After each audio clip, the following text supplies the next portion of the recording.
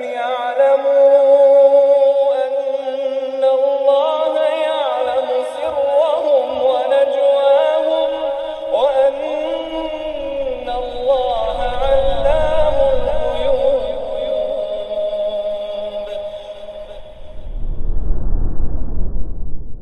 بسم الله الرحمن الرحيم. السلام عليكم ورحمة الله وبركاته.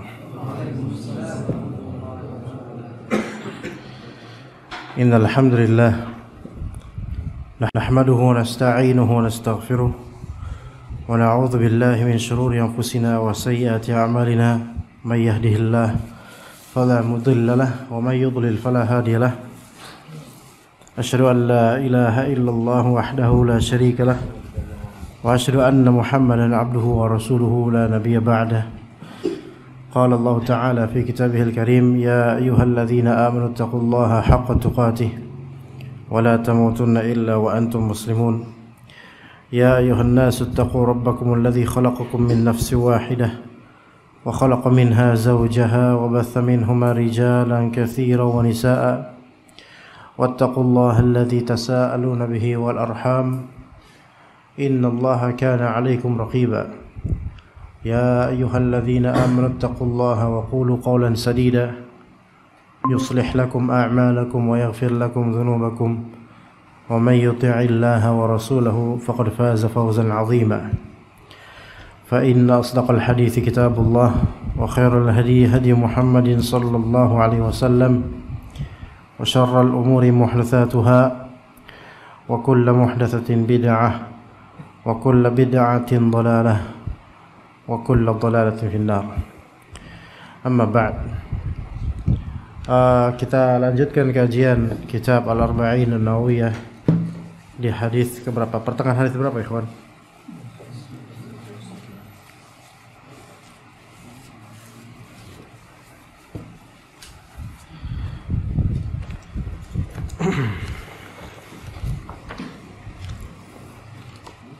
Taib 29. Laqad sa'alta 'an 'azimin. Kita terakhir membahas apa? Tatajafa junubu 'anil madaji' sampai surat As-Sajdah bukan? Itu sudah ya? Sekarang ala ukhbiruka bi ra'sil amri bukan? Betul. Dari situ sekarang kan? Ya. Taib. Tapi berkata Nabi sallallahu alaihi wasallam, beliau berkata kepada Mu'adz bin Jabal,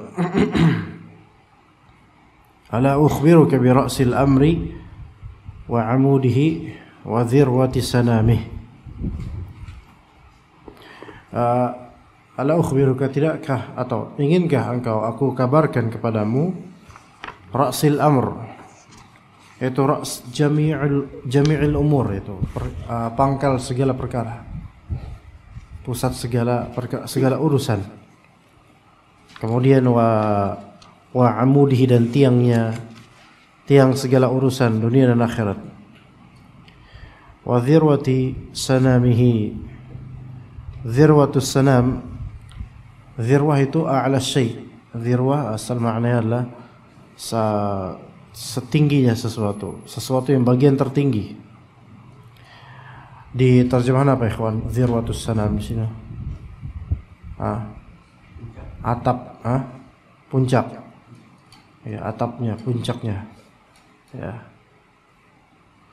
Jadi sini ada ada tiga hal. Ra'sul amr, amudul amr, dan dhirwatus sanamil amr. Ra'sul amr itu adalah pusat segala sesuatu, segala perkara berpusat pada itu, yaitu salat, ya. Kemudian astagfirullah, yaitu Islam maksudnya. Dan tiangnya agama salat, dan kemudian puncaknya adalah jihad. Karena seseorang itu tidak bisa jihad dengan benar kecuali dia muslim dan dia orang yang ahli salat. Iya, orang yang ahli sholat. Gak mungkin orang yang malas-malasan sholat dia mujahid tuh, gak ada. Ya, ke masjid subuh-subuh aja gak berani. Bukan gak berani ya, mungkin gak mau gitu. apalagi kalau menghadapi musuh. Sekarang bagaimana kita mau menghadapi musuh dari kalangan orang-orang kafir sementara kita malah kagum sama orang kafir? Kita tidak akan memusuhi pihak yang kita kagumi, ikhwan. Ya. Taib, ala ukhbiruka bi ra'sil amri wa 'amudihi wa dhirwati sanamih. Qultu bala ya Rasulullah. Qal, kata Rasulullah, ra'sul amri al-Islam wa 'amuduhu as-salah wa dhirwatu sanamihi al-jihad. Ra'sul amr adalah Islam, yaitu pusatnya segala urusan adalah Islam. Jadi bisa dimaknai bahwasanya urusan manusia ya dan diciptakannya manusia itu tujuannya adalah untuk berislam dan mempraktikkan Islam. Untuk berislam dan mempraktikkan Islam. Itu ra'sul amr. Bisa juga Islam di sini dimaknai istislam, yaitu menyerahkan diri kepada Allah dengan ketetapannya, baik ketetapan yang bersifat kauni apalagi syar'i. Ya, jadi Islam itu tunduk, berserah diri kepada Allah dari segi ketetapannya, baik ketetapan kauniyah atau ketetapan syar'iyah. Maka pantas disebut orang Islam orang yang tunduk kepada syariat Allah. Pantas disebut orang Islam orang yang sabar menerima takdir Allah. Orang Islam. Dan itu ra'su kullil amr. Menerima syariat Allah Azza wa Jalla adalah dan mempraktekannya adalah dasar segala perkaranya kita. Untuk semua urusan kita, sampai masalah luqatah, masalah yaitu memungut barang pungutan, maka ra'sul amrnya adalah Islam, yaitu kita mempraktikkan agama Islam dalam masalah memungut barang. Itu Islam, ra'sul amr. Ya. Dan dalam perkara yang jauh lebih besar dari itu, maka ra'sul amrnya adalah syariat Allah Azza wa Jalla. Kemudian ra'sul amr untuk segala perkara takdir, yaitu kita istislam kepada takdir Allah Azza wa Jalla, yaitu menerima takdir Allah Azza wa Jalla, bersabar dengannya, dan lebih afdal darinya yaitu ridha, bahkan bersyukur terhadap takdir Allah. Maka ini setinggi-tinggi derajat keislaman. Ya, jadi itu ra'sul amr al-Islam. Al-Islam yaitu bisa dimaknai ketundukan kepada Allah Azza wa Jalla, baik dari segi takdir kauni maupun dari segi syariat. Ya, itulah Islam. Taib, kemudian wa amuduhu as-salah, yaitu tiangnya agama, tiangnya perkara adalah salat. Yang membuat kita itu tegak, ya, bisa menjalankan perkara dengan baik, itu adalah salat. Di antara faedahnya salat berjamaah, salat fardu yang 5 waktu adalah tartib dan tanzim al-awqat, yaitu mengatur dan mengurutkan waktu dengan baik. Bismillah. Walaupun kajian anak terlambat sekitar 7 menit, ya. Iya tidak? Berapa menit tadi Mas Arif terlambat anak? Enggak dianggap ya? 10. 7 aja lah, 10. 7, ya sekitar itulah. Itu karena Masya Allah pagi ini macetnya tidak lebih dari sebelumnya. Mungkin karena BBM naik jadi macet aja sekalian gitu ya. Allahu a'lam. Jadi di Kodau tadi macet banget Masya Allah. Jadi tanzimul waqt, ya. Salat ini juga di antara faedahnya memperhatikan waktu-waktu salat. Itu melatih diri seorang muslim untuk mentanzim waktunya, mengatur waktunya dengan baik, sehingga perkara-perkara tidak menjadi furut, tidak berantakan. Wala tattabi' apa kata Allah Azza wa Jalla di surat Al-Kahf, wala tuti' man aghfalna qalbahu an dzikrina wattaba'a hawahu wa kana amruhu furuta. Maka janganlah engkau mengikuti pihak-pihak yang kami telah lalaikan hati mereka dari zikir kepada kami, dan jangan ikuti pihak yang mengikuti hawa nafsu, dan orang yang seperti ini urusannya bakal furuta. Wa kana amruhu furuta. Urusannya bakal terbengkalai. Banyak urusannya terbengkalai.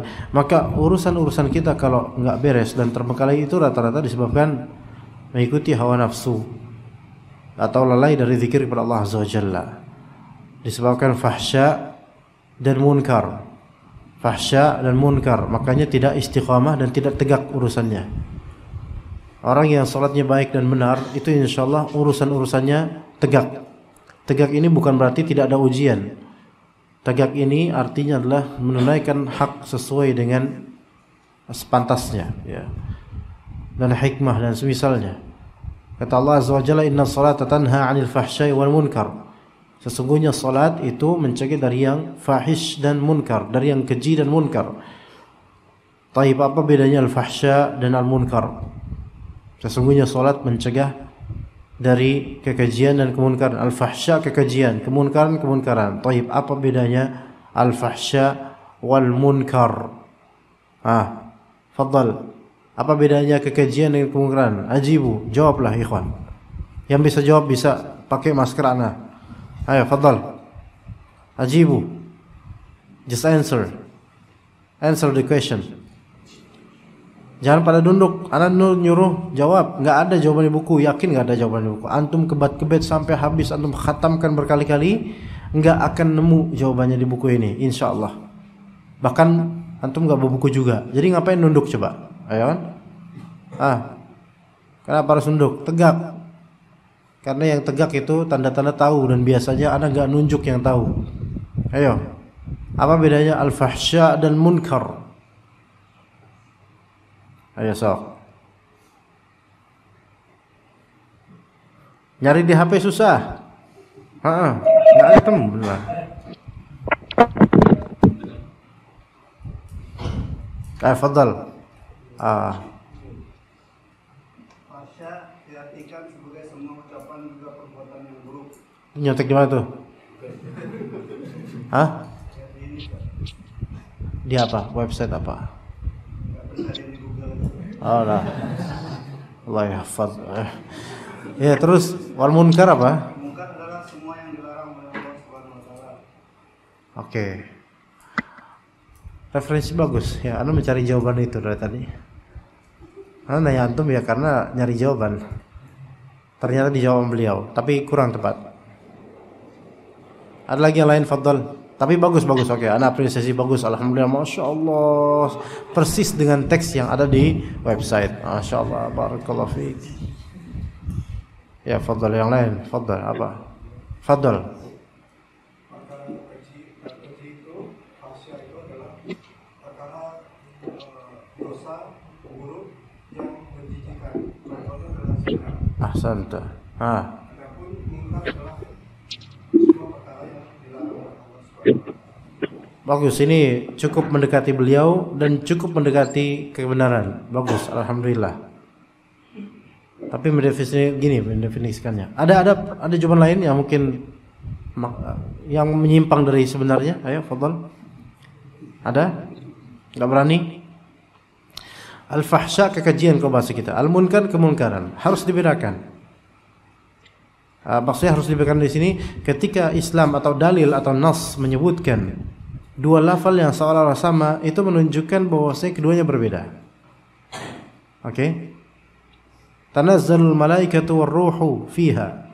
Al-malaika dan ruh, apa beda di sini? Malaikat secara umum, ruh di sini ditafsirkan yaitu malaikat Jibril. Ya.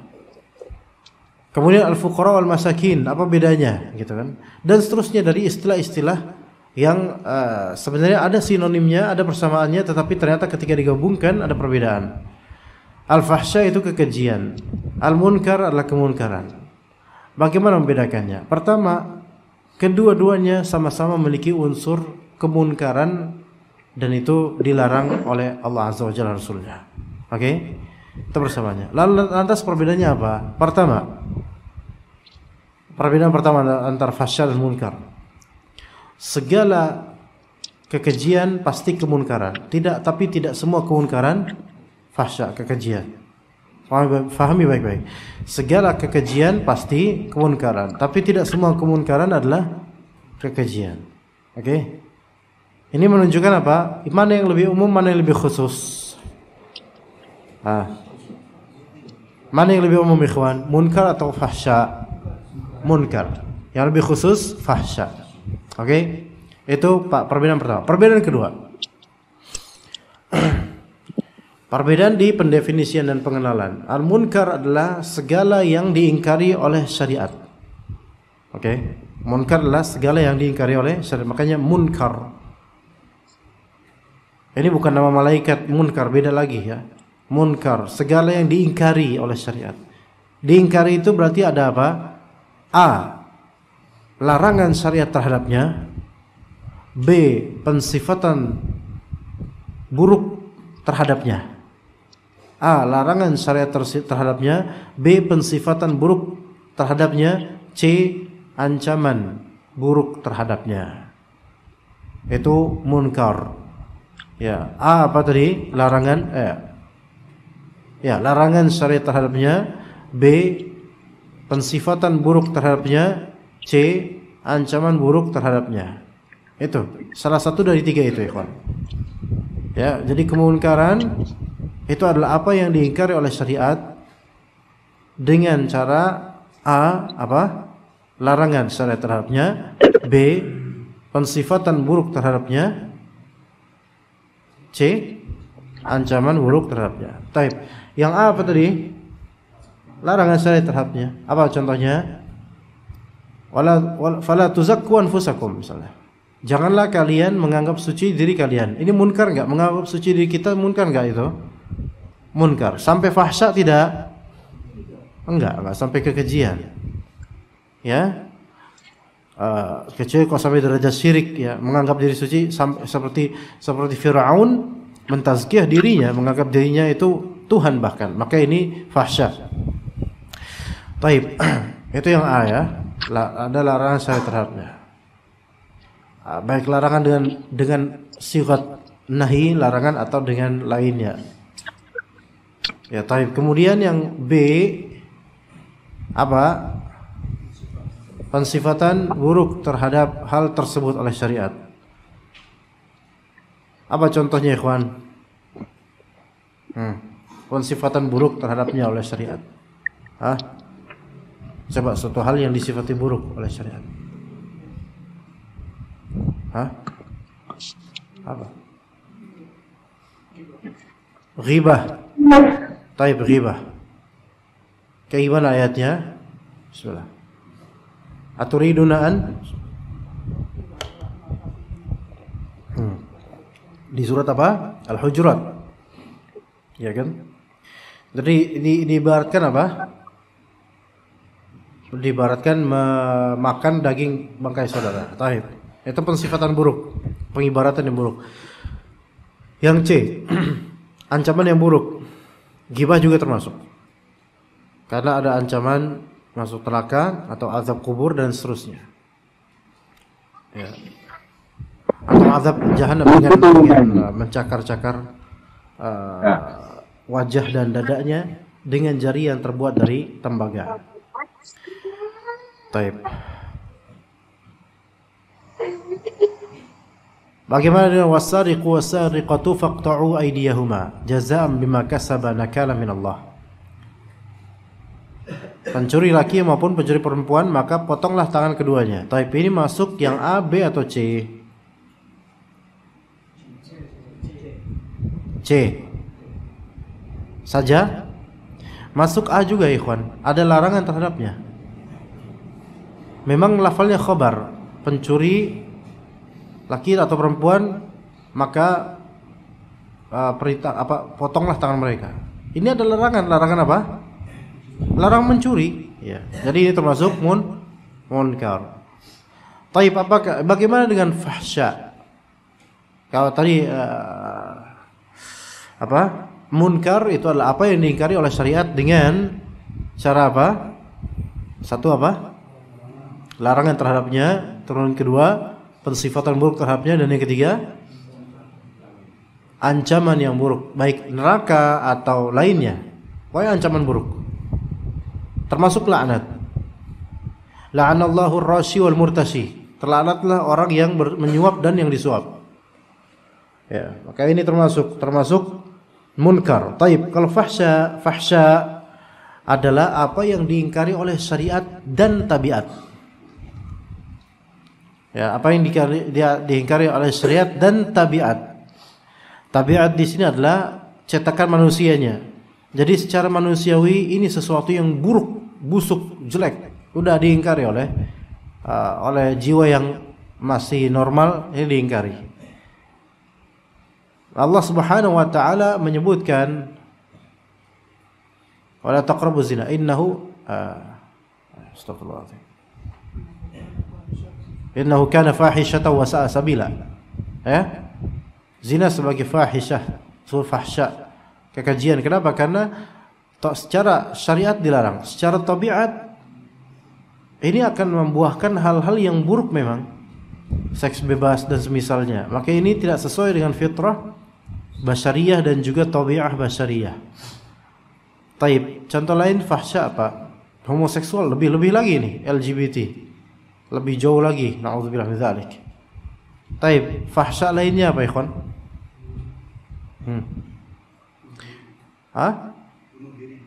Bunuh diri termasuk fahsya karena bertentangan dengan fitrah juga. Na'udzubillah min dzalik. Termasuk membunuh dengan cara yang sangat buruk, termasuk fahsya. Walaupun pihak yang dibunuh itu halal dibunuh, tapi cara membunuhnya menyiksa sangat buruk, maka itu termasuk fahsya karena bertentangan dengan fitrah basyariyah. Hatta dalam perang, ikhwan, kita nggak boleh tamtsil. Apa tamtsil di sini maksudnya? Mencacat, mencincang, nggak boleh. Bunuh aja kelas, nggak usah dicincang. Ya, oke, seperti itu ya. Itu bedanya munkar dan fahsya. Paham nggak di sini bedanya? Fahsya itu ketika syariat mengingkarinya dan didukung dengan pengingkaran fitrah kita yang salimah. Ya, adapun kemunkaran global umum, kadang-kadang fitrah kita menyenangi dan menganggapnya baik, biasa aja gitu, tidak bertolak belakang dengan tabiat gitu loh, enggak dengan fitrah basyariyah. Ya, contohnya apa kemungkarannya? Tadi kemungkaran, di antara kemungkaran contohnya apa? Contoh misalnya ada tulisan dilarang dilarang stop. Antum malah stop di situ, parkir pula. Munkar juga, bukan? Munkar, tetapi apakah ini fahsya? Enggak. Kecuali antum parkir di situ sambil makan daging tikus. Nah, itu fahsya. Karena itu bertentangan sekali dengan fitrah, karena itu khabith gitu loh. Ya, taib. Sebagian mengatakan bahwasanya fahsya itu dosa besar dan munkar itu dosa kecil. Namun yang lebih tepat adalah yang tadi Anda sebutkan. Nah, salat itu mencegah dari dua hal tersebut. Salat tanha 'anil fahsya wal munkar. Dan ternyata segala keteledoran kita, segala tafrid dan furut, keberantakan urusan kita, penyebabnya adalah munkar dan fahsya. Khalas itu. Penyebabnya adalah pelanggaran, baik pelanggaran biasa, apalagi pelanggaran yang sifatnya keji, mesti gitu. Silakan dicek aja diri sendiri masing-masing. Silakan dicek diri sendiri masing-masing. Urusan-urusan kok berantakan, itu karena itu, beneran. Dan kalau antum melihat urusan orang-orang yang enak, nggak berantakan, semua munazzam, enak gitu, rata-rata disebabkan dia menjaga diri dari kemunkaran baik kecil maupun fahsya. Begitu. Coba segalanya sesuai prosedur pasti lebih tenang, ya enggak? Sebenarnya begitu kan? Tapi ketika memang di situ ada kesalahan, maka disitulah ada kejanggalan, ya. Taib. Kemudian wadzirwatu sanamihi al-jihad fi sabilillah. Maka jihad ini merupakan bagian rooftopnya atau bagian atapnya. Ya. Jadi jihad kenapa jihad itu zirwatus sanam, perkara tertinggi? Karena dengan jihad Islam itu ya'lu, Islam itu meninggi di atas semua agama dengan jihad. Kata Allah Azza wa Jalla, wala tahinu wala tahzanu wa antumul a'launa in kuntum mu'minin. Janganlah kalian tahinu, merasa wahan atau merasa rendah, wala tahzanu, dan janganlah kalian sedih wahai kaum muslimin, wa antumul a'laun, kalianlah yang paling tertinggi jika kalian beriman. Ini ayat berkaitan dengan jihad, ya, berkaitan dengan jihad fi sabilillah, ya. Kata Nabi SAW ketika ditanya, ya Rasulullah, ada seseorang melakukan qital, peperangan karena ta'assub, karena ras, karena keberanian, karena apa? Maka kata Nabi SAW, man qatala litakuna kalimatullahi hiyal ulya fahuwa fi sabilillah. Barang siapa yang berperang agar menjadikan kalimat Allah itulah yang tertinggi, maka dia berada di atas jalan Allah Azza wa Jalla. Ini jihad, ziratus sanam, hal yang meninggi dan membuat Islam itu tinggi. Taib, kemudian kata Nabi SAW, ala ukhbiruka bimalaki dzalika kullih, mau enggak aku kasih tahu hal yang bisa membungkus semua itu, ya, bisa memborong semua itu. Apa bahasa baik ini di situ, ikhwan? Hal yang bisa mencakup semua itu, apa bahasanya? Artinya apa di situ, ikhwan? Bimalaki dzalika kulli. Ala ukhbiruka bimalaki dzalika kulli.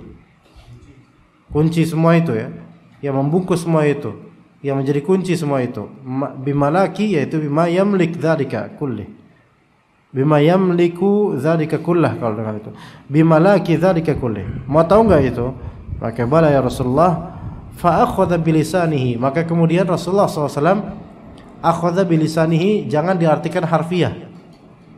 Maka Rasulullah SAW mengambil dengan lidahnya. Enggak gitu. Inilah pentingnya dia. Akhadha bilisanihi diartikan harfiah. Akhadha artinya apa? Mengambil. Bi dengan, lisanihi lidahnya. Berarti ngambil dengan lidahnya gini dong. Enggak, maksudnya fa akhadha bilisanihi, yaitu beliau kemudian menjulurkan lidahnya, menunjuk ke lidahnya, itu akhadha bilisanihi. Ya, maka beliau menjulurkan atau menunjukkan lidahnya. Wa qala kuffa 'alaika hadza. Nah, ini kuffa 'alaika hadza artinya kuf itu artinya stop. Ya, stoplah ini. Lidah. Ya, hentikan lidah. Qultu ya Nabi Allah, wa inna lamu'akhadzuna bima natakallamu bih. Wahai Nabi Allah, apakah kita ini akan diazab? Mu'akhadzah di sini artinya yaitu artinya azab. Rabbana la tu'akhidna hukuman. Ya Allah, janganlah engkau hukum kami, janganlah engkau azab kami. In nasina aw akhtana, jika kami lupa atau kami salah. Jadi mu'akhadzah di sini apa? Artinya apa? Hukum atau azab. Maka kata Allah Azza wa Jalla, "Lau yu'akhidullahu an-nasa bima kasabu ma taraka 'ala dhahriha min dabbah." Kalau misalnya Allah Subhanahu wa taala mengadab manusia sesuai langsung dengan perbuatan mereka, setelah mereka berbuat langsung Allah hukum segera, maka Allah tidak akan meninggalkan sepihak melatak pun di atas muka bumi ini. Artinya udah mati semua. Maka Allah taala memberikan imhal, yaitu Allah taala tunda hukuman. Ya wahai Nabi Allah, apakah kita ini akan dihisab, diazab dengan sebab omongan kita? Maka kata Rasulullah, thaqilatka ummuka ya Mu'adz. Ya, ini bukan doa buruk buat ibunya Mu'adz, bukan, tapi ini bahasa ungkapan saja di bahasa Arab. Ya, thaqilatka ummuka yaitu semoga ibumu kehilangan kamu, gitu loh, apa ya? Semoga kamu kanclep wahai Mu'adz, itu. Apa kanclep itu? Kanclep itu antum main terus nggak balik-balik gitu, kanclep nih anak, itu bahasa Betawi zaman dulu. Iya, kemana tuh anak tuh? Ya kanclep dah dia. Orang Betawi mana? Antum mana? Jawa? Betawi? Betawi? Betawi mana antum? Antum Betawi? Betawi antum? Masa sih? Dari mukanya Yaman bagian lautan gitu. Enggak, di antum ada lafal kanclep itu, ada nggak, pernah dengar nggak? Apakah sama maknanya? Seperti itu modelnya. Jadi anak-anak biasa main gitu. Orang tuanya nyuruh mandi kan, sore-sore dulu kan mandi, harusnya jam 5 udah harus pada pulang rumah. Siapa nama anak dulu, zaman dulu siapa? Anas itu Benyamin. Wah, kanclep tuh anak gitu. Ya, kalau antum mau rujukan yang sahih di filmnya Bunyamin tahun 70-an, insyaallah ketemu tuh kanclep-kanclepan itu. Tapi nggak bermanfaat ya. Nah, apa kanclep? Kenapa kanclep? Ada apa dengan kanclep? Tadi kok bisa sampai kanclep ya? Sakilat ka umuka ya. Ibumu kehilanganmu. Ya.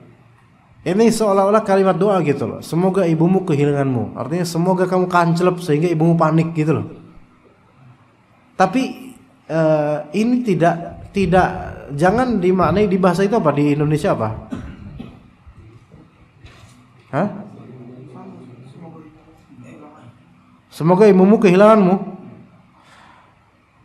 Baiknya sih nggak diterjemahkan harfiah kayak gitu.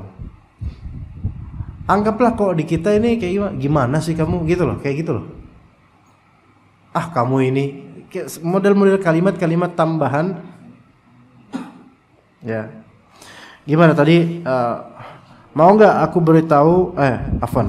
Dia bertanya. Mu'adz bin Jabal bertanya, ya Rasulullah, apakah karena lidah ini kita bakal diazab ya Rasulullah? Kata Rasulullah apa? Gimana sih kamu gitu loh. Cuman kan nggak enak juga di buku kayak gitu kemudian gimana sih kamu kepriben toh, kan nggak mungkin kayak gitu ya. Tapi sakilat ka umuk itu maknanya seperti itu gitu. Seperti apa ya, ungkapan apa, bahasa kita apa ya, bahasa gimana sih kamu itu bahasa apa ya sebutannya, menyayangkan kok kamu nggak tahu gitu loh. Iya, kayak misalnya kajian mulai jam 8, ustadznya baru datang jam 8:10. Ikhwan para bilang sakilat ka umuk, ini kurang ajar nah. Ya, jadi sakilat ka umuk itu artinya kalau di bahasa kita, wah gimana kamu, nah gitu ya, paham nggak?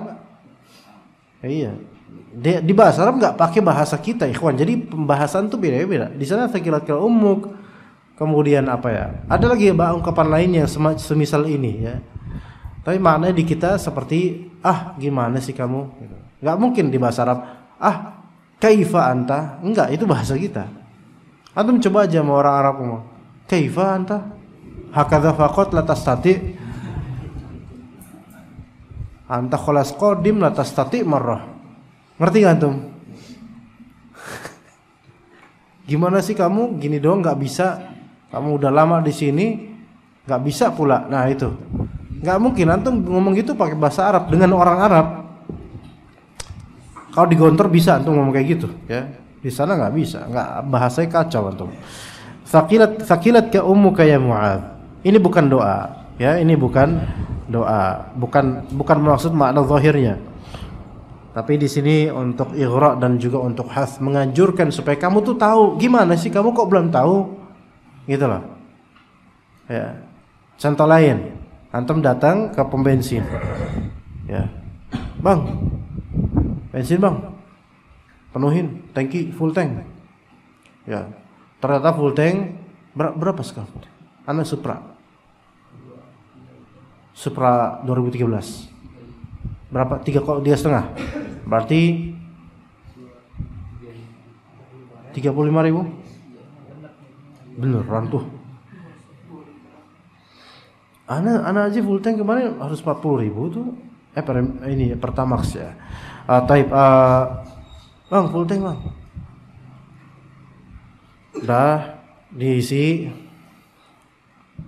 Kemudian maksudnya lah, kok 35? Biasanya biasanya saya 27 udah 25 udah penuh bang, nih kok 35 sekarang? Kata orang pom bensin yang pakai baju merah putih. Sakilat ke umuk. Iya. Iya. Sakilat ke umuk. Terus kita jawab apa kira-kira? Nggak mungkin kita umuka kali, enggak lah. Sakilat ke umuk. Itu artinya adalah, wah gimana sih bang, masa belum tahu? Itu mana ya gitu loh. Jadi di situ ada amat disayangkan antum belum tahu, maka kita anjurkan antum untuk tahu tuh sekarang gitu. Sakilat ke umuk. Gitu. Kata orang pomnya kemudian sambil megang kembalian, alam ta'lam, mulai itu. Ya. Tidakkah engkau tahu, masya Allah, anna si'ral bensin murtafi' qad irtafa', ya. Harga bensin sudah naik, ya masya Allah. Jangan panik jemaah, jangan panik, ya tenang aja. Ini sebenarnya ada hikmahnya supaya kita itu jangan keseringan jalan-jalan nggak bermanfaat, coba, ya kan? Bisa kan? Coba sekarang kita nggak mungkin bisa mengubah harga bensin, ya. Antum minta sama Pak Luhut juga nggak bakal dikabulin. Nah, caranya sekarang adalah minimalisir perjalanan, gitu. Sebenarnya bisa kok diakalin. Minimalisir perjalanan berarti bensin diirit-iritin. Tetap kok anggaran antum keluarnya sama. Cuman ke Thaifah doang, pulang, kelas. Istri minta jalan-jalan, antum bilang irit, ya. Atau kita jalan pakai kaki aja. Bisa nggak kira-kira? Bisa. Yang bujang bilang gitu, yang punya istri nggak bakal bilang gitu, ya nggak bisa. Tapi Bismillah, ya irit-irit aja. Taib, thaqilatka ummuk, wahal yakubbun nasa fin nari ala wujuhihim, aw ala manakhirihim illa hasaidu alsinatihim. Bukankah orang-orang itu banyak yang terjelembab ke neraka? Yakub di sini artinya apa, ikhwan? Terjerumus, terjelembab, tersungkur, ya. Ya, tersungkur tuh. Jadi Yakub itu seperti kepala duluan jatuh tapi nyusruk, ya, nyusruk. Nyusruk tapi kepala duluan gitu. Nyungsep, ya. Nah, wal yakubun nasa fin nari ala wujuhim. Ya itu yakubu ala wujuhim, ya itu maksudnya. Jadi kepala duluan, nyusruk, nyungsep, ya. Di neraka, bukankah itu kecuali melainkan disebabkan hasaidu alsinatihim. Hasaid atau hasil pancingan. Hasaid itu hasil pancingan. Ya, wa atu haqqahu yauma hasadih. Dan berikanlah hak-haknya pertanian di hari panennya pertanian. Karena kalau panen itu kan kita ngambil hasil gitu. Ya. Gitu. Jadi hasil atau buah lisan kalau bahasa kita, buah lidah, omongan. Iya. Dan tidaklah seseorang berbicara kecuali dia emang terpancing untuk berbicara. Hatinya sendiri atau oleh trigger dari orang lain. Begitu. Wa hal yakubun nasa fin nari ala wujuhihim illa hasaidu alsinatihim. Jadi ma yahsuduna bi alsinatihim, apa yang mereka pancing atau mereka hasilkan dengan lidah-lidah mereka sendiri dari perkataan-perkataan. Nah, jadi ternyata menjaga lisan itu bisa membuat kita istiqomah dalam menunaikan Islam, kemudian salat kita itu enak, dan juga bisa berjihad dengan baik. Dan memang lisan itu bisa, atau lisan atau tulisan bisa berpengaruh terhadap salat kita. Kalau kita melakukan debat di media sosial, mira, yaitu debat kusir, maka itu akan berpengaruh pada salat kita kemudian. Sehingga kita ingat akun fulan yang tadi mendebat kita, keinget. Akhirnya tiba-tiba udah salam saja salatnya. Selama salatnya itu keinget dan mengutuk fulan, sebel, benci dan sama fulan dalam salatnya, sehingga kosong salatnya. Itu gara-gara apa? Gara-gara hasaidul alsun, gara-gara buah lisan. Ya, taib. Hasaidul alsun itu tidak mesti negatif, karena hasaidul alsun itu artinya buah lisan, buah lidah, hasil dari bibir, hasil dari lisan. Itu nggak mesti negatif. Makanya ada ulama yang menulis kitab Hasaidul Alsun namanya. Nama ulamanya lupa Allah.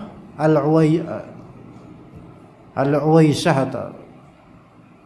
ulama kontemporer. Hasaidul Alsun. Ya. yaitu isinya kalimat-kalimat mutiara hasil fikiran beliau hafizahullah. Taib, wa hal yakubbun nasa fin nari ala wujihim atau ala manakhirihim illa hasaidu alsinatihim.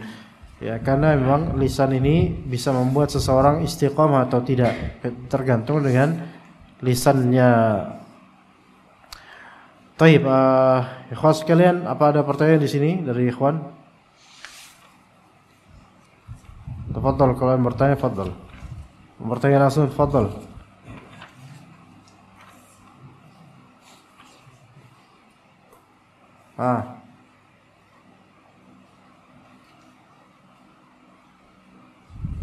Tafadhal ikhwan. Enggak ada. Makanya kata Nabi sallallahu alaihi wasallam, "Man yadman li ma baina lihyaihi wa fakhidhaihi admanu lahu al-jannah." Siapa yang menjamin untukku antara kedua lihyaihi, yaitu kedua jenggotnya dengan kedua pahanya, menjaga itu, maka aku jamin buatnya surga. Kenapa lihya? Lihya itu kan jenggot. Ini jenggot. Tapi maksudnya kan mulut, bibir ya. Lidah maksudnya. Di antara kumis sama jenggot. Kumis kan bukan lihya. Apa kumis itu? Syarib. Ya, ini syarib. Ya. Kalau ini bukan lihya ini. Ini anfaqah kalau salah namanya. Ini baru lihya. Ya, di sini lihya. Tapi di sini kata Rasulullah yaihi atau lahyahi. Ini dikap lihya.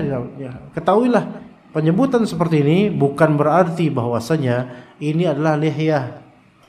Sama seperti ini, tidak. Nabi SAW pernah bersabda,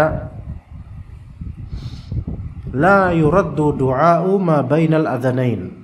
Atau kama qala Nabi SAW, tidak ditolak doa antara dua azan. Maksudnya antara azan dan iqamah. Iqamah bukan azan. Azan, iqamah. Walaupun lafalnya ada keserupaan, tapi iqamah bukan azan. Iya. Maka yang lebih sahih dari pendapat ulama, iqamah tidak ada jawaban. Azan ada jawaban, sunnah. Hayya 'alas shalah, kira apa? La haula wala quwwata illa billah. Salatu khairu minan naum, salatu khairu minan naum. Allahu akbar, Allahu akbar, Allahu akbar, Allahu akbar. La ilaha illallah, la ilaha illallah. Allahumma rabb hadhihi da'wati tammah, seterusnya. Tapi setelah iqamah ada enggak jawaban? Enggak ada. Hatta la ilaha illallah enggak dijawab. Ya kan biasanya ada orang-orang umumnya kan, Allahu akbar, Allahu akbar, la ilaha illallah, la ilaha illallah. Imamnya juga gitu. La ilaha illallah, Allahumma shalli wa sallim wa sallim. Baca bismillahirrahmanirrahim. Qul a'udzu birabbin nas, malikin nas. Ada yang kayak gitu. Kita mau ngomong, "Bang, belum masuk salat udah baca salat." Ilahin nas insyaallah subhanahu allati yasusu fi sunnah minal nas. Usalli fardhu subhi rak'atani mustaqbilal qiblati lillahi ta'ala. Allahumma sholli wa sallim alaihi dari tarawih.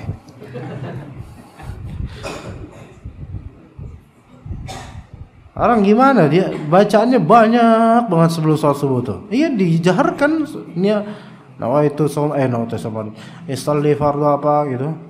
Fardhu biasa subuh tuh. Ya karena lagi khusyuk. Rak'ataini mustaqbilal qiblati lillahi ta'ala. Siap-siap lagi. Makmum itu udah pada lama banget ini, masyaallah. Allahu akbar. Beruntung kalau kita itu sholat di belakang seorang imam ahlus sunnah, punya ilmu, faham dengan apa yang dibaca. Beruntung banget. Itu sampai ke hati bacaannya. Kalau ini bener sampai ke hati tapi dongkol doang isinya. Lama, bid'ah lagi. Ya. Begitu. Ya. Jadi la yuraddu ad-du'a baina al-adhanain. Maka azan dua-duanya disebut azan, sebenarnya satunya itu azan, satunya iqamah. Tapi dimutlakkan jadi dua azan karena ada keserupaan. Seperti ini juga lihyah dimutlakan lihya ini karena ini dengan ini sama-sama bulu atau rambut, maka diserupakan. Begitu. Tapi pasal ini syarib, ini lihya. Ini boleh dicukur, ini tidak boleh. Ini boleh dirapikan, ini tidak boleh. Ya, siapa yang menjamin ininya, siapa yang menjaga ininya, ya, siapa yang menjamin ininya dan kemaluannya, maka aku akan menjamin buat dia surga. Baik, ada yang bertanya, ada yang ikhwan yang bertanya, fadhal. Ya.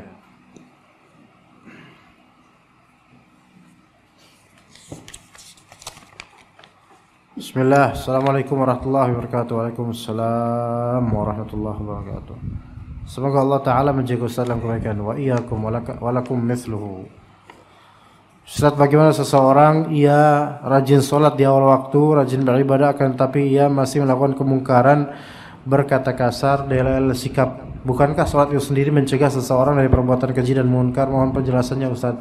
Penjelasannya ini kalau antum tentang orang ya, coba antum ngajak. Antum punya salah nggak?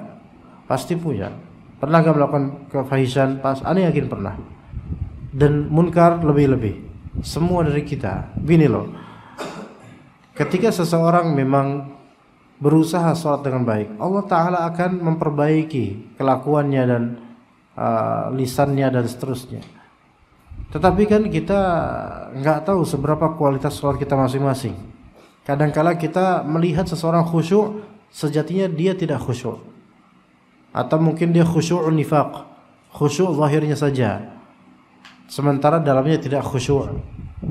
Ada orang kelihatannya biasa saja sholatnya, normal, nggak ada yang spesial kelihatannya, tapi ternyata dia punya ilmu dan faham dengan apa yang dia ucapkan dalam sholat sehingga lebih khusyuk. Nah, taib, ternyata yang kelihatan biasa-biasa aja ini lebih menjaga daripada kefahisan dan kemunkaran. Maka ini sahih. Jadi jangan cuma lihat rajin sholat di awal waktu saja, rajin beribadah saja. Betapa banyaknya orang yang rajin karena ada orientasi dunia. Bukankah begitu, ikhwan? Ada seorang alim yang beliau itu beliau selalu sholat di shaf terawal di masjid selama sekian puluh tahun, entah 30 atau 20 lupa. Dan dia punya posisi atau tempat khusus di masjid tersebut, yang mana tidak mungkin selama puluhan tahun itu tidak mungkin ada seseorang yang berani sholat di tempat beliau di bagian tersebut, di shaf pertama. Jadi itu khusus buat beliau. Suatu ketika beliau punya hajat, yaitu mensolati jenazah dan menyelawat lah, apa bahasa kita apa? Menyelawat lagi. Ngelayat apa? Takziah, mengurus jenazah dan juga mensolati dan juga menguburi. Akhirnya beliau pun melakukan itu dan qadarullah itu membuat harus terlambat sedikit. Jadi harus masbuk. Ya, harus masbuk. Ya, sementara selama berpuluh tahun itu beliau selalu sholat di awal saf, di tempat khususnya beliau, bukan imam, tempat khususnya beliau. Maka ketika beliau terlambat gara-gara mentasyi' jenazah, yaitu ngerandain jenazah, menguburnya, terlambat. Maka kemudian beliau datang ke masjid tersebut dalam keadaan masbuk, dan di situ kemudian dia merasa menyayangkan, ya gimana ya, nggak enak nih sama orang-orang karena biasanya saya kan di sana, sekarang saya di shaf kesekian, apa nanti kata orang. Maka tiba-tiba beliau kaget dengan dirinya sendiri, astagfirullahaladzim. Ternyata selama puluhan tahun ini saya sholat karena riya. Lihat, ada kalanya orang itu rajin karena ada orientasi dunia. Dan ada kalinya kesyirikan baru berhasil di capture oleh seseorang setelah 10 tahun atau berapa puluh tahun berlalu, dan itu rutin dilakukan. Jadi ikhwan, bahayanya riya itu yang sebagaimana kata Nabi seperti Dabi bin Namlatis Sauda, ya, yaitu seperti jalannya semut yang hitam, ya, di batu yang hitam di malam yang gulita. Yang kadang kita baru ngehnya itu nanti kalau udah menua, baru ngeh kalau ternyata karena gini, kita ini masih muda sekarang. Makin muda itu tuh makin kelihatan capernya sebenarnya. Coba antum melihat anak-anak SMP, SMA. Ya. Ketika mereka naik motor trek-trekan, bagi antum mereka lagi caper enggak? Lagi caper enggak, ikhwan? Lagi caper. Paling enggak ada gunanya caper itu, kita suka enggak gitu kan? Tapi bagi mereka itu bukan caper. Bagi mereka itu ya suatu ekspresi, suatu kegembiraan. Tapi bagi kita melihatnya ini anak-anak muda lagi caper. Dan betapa banyaknya anak muda itu caper sebenarnya. Kalau antum melihat anak muda ngumpul, yang laki ini yang akhwat gitu. Kadang yang muda-muda itu sengaja sok kuat memamerkan apa gitu supaya dilihat sama yang akhwat. Ini lagi caper nggak kira-kira? Lagi caper. Tapi bagi anak muda-muda ini itu mereka anggap kami nggak caper kok, emang kami kayak gini orangnya gitu. Yang akhwat juga kayak gitu. Sengaja ketawa cekikikan supaya kedengaran sama si Santos misalnya. Iya. Sengaja suaranya digedein, sengaja ada yang nyanyiin lagu ini. Kita tahu sebagai yang udah ngalamin, udah lulusan lettingan angkatan Sudirman dulu, kita tahu kalau misalnya nih akhwat ini lagi caper. Akhwat ini lagi caper. Ya enggak? Benar enggak, ikhwan? Iya. Udah bilang iya aja udah. Antum malah diam aja. Bilang iya aja sesuai dengan perintah Anda. Iya. Lagi caper ini. Ya. Nah, kita udah usia segini, udah 30-an, 40-an, ngerti ini anak muda emang isinya caper doang. Ya, cari perhatian sama bukan sesama jenis sesama pemuda gitu, caper dah. Ya. Baru mungkin anak-anak muda ini sebagaimana kita dulu, anak-anak muda ini nanti ketika sudah berusia kita akan nyadarin, lah gue kan kayak gitu juga dulu.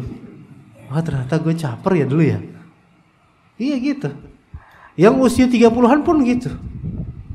Iya. Nanti bagi yang usia 50 60 tahu, ini bapak ya, bapak ini usia segini sering selfie ya. Ya, kemudian sering ini lagi nyari jodoh lagi nih. Iya. Emang begitu. The second puber. Ya. Apa the second puber artinya? Puber kedua. Bahasa puber kedua. Iya. Kalau antum melihat beberapa ustadz yang rajin selfie, rajin menampakkan foto di media sosial, maka busra lakum. Kabar gembira buat antum bahwa beliau sedang mencari yang kedua. Ya. Bilang aja gitu. Anu ngomong kayak gitu, Ustaz. Afwan, Ustaz. Ana inbox, Ustaz. Afwan, antum lagi nyari yang buat yang kedua, Ustaz. Kok antum bisa mikir gitu? Tuh, pasang wajah terus. Iya. Antum tembak kayak gitu, itu sesuai. Ya, aneh gitu. Iya. Begitu. Ya. Makanya seperti itu kita tahu. Seseorang kadang nggak ngeh kalau dia itu sedang berbuat syirik. Ya, nggak ngeh kalau dia sedang berbuat syirik. Makanya rajin itu tidak mesti benar. Tapi yang benar adalah yang ikhlas dan sesuai sunnah. Rajin itu adalah nilai yang plus insyaallah kalau sesuai sunnah dan ikhlas. Tapi akan menjadi bala kalau misalnya tidak ikhlas atau tidak sesuai sunnah. Jadi rajin itu bukan barometer keabsahan dan kebaikan ibadah seseorang. Itu rajin itu nantinya nilai plus, bonusnya. Yang penting ikhlas dulu dan sesuai dengan sunnah. Maka ketika melihat seseorang rajin ibadahnya, kemudian ternyata kelakuannya itu na'udzubillah min dzalik, maka berarti ada sesuatu di salah satu dari keduanya. Imma tidak ikhlas, imma tidak sesuai dengan sunnah Nabi SAW sehingga tertolak amalannya. Seandainya dia betul-betul memurnikan keikhlasan mukhlisin lahuddin dan kemudian ittiba kepada Rasulullah SAW, maka insyaallah sangat terjaga kebaikannya. Insyaallah, percayalah. Tapi juga jangan lihat ke orang. Kita ini belum tentu lebih baik dari dia kelakuannya, gitu loh. Bisa jadi kita lebih belingsakan lagi daripada dia. Yang mungkin juga orang-orang akan bertanya-tanya, itu lihat tuh, jenggotan, cingkrangnya tinggi, ya. Kemudian dagang herbal, salafi banget tuh orang, ya. Tapi ternyata kayak gitu ngomongnya gitu. Ya, Masya Allah kayak gitu ngomongnya. Bicaranya kayak gitu, nyakitin semua tetangganya dan seterusnya. Maka yang salah di mana di sini? Mungkin bukan di manhaj salafnya yang salah. Di mana salahnya? Mungkin kurang ikhlas atau ada kebidahan yang dia lakukan. Ada seorang ustadz di Jawa Timur, ikhwan. Beliau ini sangat benci sama ustadz kibar kita di Jakarta. Sehingga tuh hidup itu setiap hari enggak lepas dari ngomongin beliau di Jawa Timur. Ada seorang ustadz Jawa Timur, ya. Jamaah Tahdzir Jawa Timur lah. Itu Masya Allah tiap hari di majelisnya itu selalu menjelekkan ustadz kita ini, ustadz kabir kita. Ya. Nah, Anda diceritakan oleh salah satu ustadz kemarin pas Anda ketemu. Ya. Oke, kemudian kabar terakhir ustadz teman Anda dengar, ustadz ini disiarkan kemudian disiarkan anaknya di penjara, ya, atau istrinya berzina, atau dianya frustasi, stres, linglung, jadi sekeluarga ancur-ancuran, nggak ada yang benar. Maka dia bilang apa ini yang disebut pamali gitu ya, kualat sama maksud kualatnya semua Allah yang takdirkan pastinya, tapi dia kena getah dari hasil omongan dia yang bukan sebatas menghibahi, memfitnah benar-benar salah satu ustadz kita. Bertubi-tubi, berulang-ulang di murid-muridnya difitnah itu ada salah seorang ustadz kita. Mungkin ustadz kita yang difitnah oleh beliau itu nggak tahu fitnah-fitnah beliau dan nggak peduliin dan nggak kedengeran. Tetapi kan tetap karena dia ini ngomongnya di depan murid-muridnya, jadi fitnah tersebar, jadi tahdzir terhadap beliau makin masif. Maka akhirnya yang terjadi adalah itu bumerang buat dia, hancur-hancuran. Ya, itu gara-gara seperti itu. Ya. Itu belum bagaimana di neraka. Kadzalikal azab wala azabul akhirati akbar law kanu ya'lamun. Ya. Ya, semoga Allah Taala berikan taubat buat orang ini. Ya. Taib. Ada lagi ikhwan atau cukup? Ya, kita cukup sampai sini insyaallah. Anda tadi terlambat 10 menit. Ini jam 9 lewat 9 ya kayaknya. Jadi 1 menit lagi. Fadhal. Ada yang bertanya ikhwan? Atau kita diam sejenak selama 1 menit?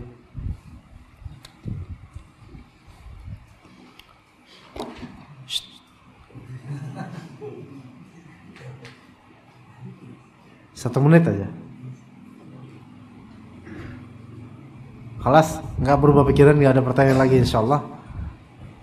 Taib. Wassallallahu ala nabiyyina Muhammad wa ala alihi wa sahbihi ajma'in. Subhanakallahumma bihamdika asyhadu an la ilaha illa anta astaghfiruka wa atubu ilaik. Ini dia jam Anda 9 lewat 5 ini, kawan. Itu 9 lewat 10 ya? 9 lewat 9. Mungkin kalau mendekati jam sore, jarum panjangnya lebih dipercepat lagi tuh. Iya, biar cepat pulangnya. Iya. Taib. Kita udah ada kafaratul majlis tadi. Assalamualaikum warahmatullahi wabarakatuh.